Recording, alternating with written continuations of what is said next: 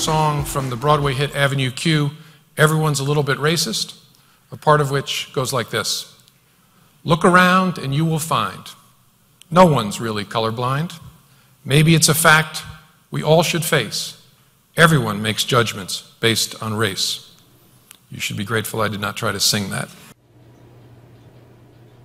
Yeah, I'm very grateful. You shouldn't have said it. This is the FBI director. Welcome back, folks. Joining us now, President and CEO of the National Center for Policy Analysis, former Florida congressman, of course, retired Army Lieutenant Colonel, and best-selling author. His great book, Guardian of the Republic. We welcome in Alan West. Hello, sir. Good to be with you, Steve. Hopefully you guys can stay warm up there. Well, it's getting to be harder and harder. You know, all this global warming, it's not easy. But climate change. Yeah, climate whatever. Change. I know. That means anything that happens, it falls under that purview. Okay. You know, you wrote a great piece for the Washington Times, The Failing Legacy of the Great Society, talking about the toll that it's taken on Black America. And I started with that soundbite from James Comey, the head of the FBI, because I was shocked at what he had to say last week. How'd you react to that? Talking about how everybody's racist. Yeah, go ahead.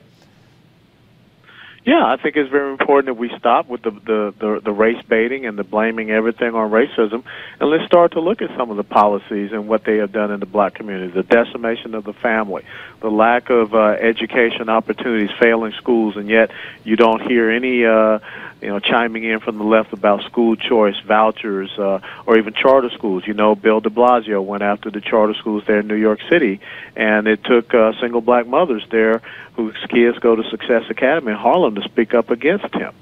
So you look at the lack of small business entrepreneurship in the inner city, and of course it was Art Laffer and then Jack Kemp who came up with urban economic empowerment zones. And so there are things that can be done, but yet you don't hear those solutions coming from the voices of the Al Sharptons, the Jesse Jacksons, or any of the other race baiters out there.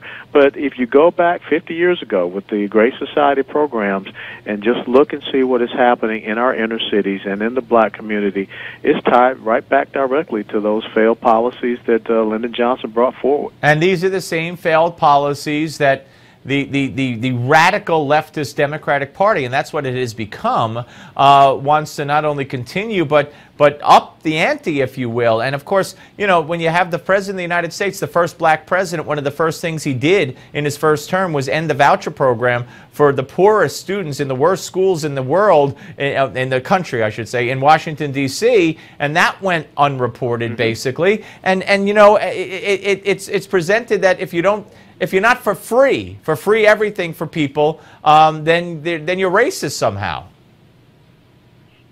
No, you're absolutely right. It was horribly underreported what he did in 2009, I believe in April of that year, when he canceled the D.C. school voucher program. But yet, where do his two daughters go to school? They go to the very exclusive Sidwell Friends. So what you see coming from the left, do as we say, not as we do. And they believe in the opportunities for themselves, but they would rather promote that dependency society, that welfare nanny state. And we have to get that message out, because it's important in Black History Month that we bring that to light instead of the normal, you know, we shall overcome singing and what have you. What about ISIS? What about the latest with ISIS? I mean, now we're hearing Italy might get involved and go after ISIS in Libya. It's spreading. They're threatening Rome, and we saw what they did to the Copts, the Coptic Christians. Yes, you're absolutely right. But first thing, Steve, let's understand who destabilized Libya. Unconstitutionally, not in concert with the War Powers Act resolution, was Barack Obama and Hillary Clinton. We know from those tapes that the Pentagon has released that, you know, Gaddafi's son was more than willing to have a peaceful transition, but yet we turned Libya over to the militant Islamists, and now it's a feeding ground for ISIS. But thank God you have leaders such as King Abdullah of Jordan and General el-Sisi, President el-Sisi in Egypt, that realize what you must do to combat this enemy. No words, no speeches. You start bombing them, and hopefully now that they've made that threat towards Italy and to Rome, that the Italians will understand that they cannot have this enemy Right, on their festering so doorstep. close Yeah, to them yeah. off their shores. Alan, always great to talk to you, sir. Thank you so much.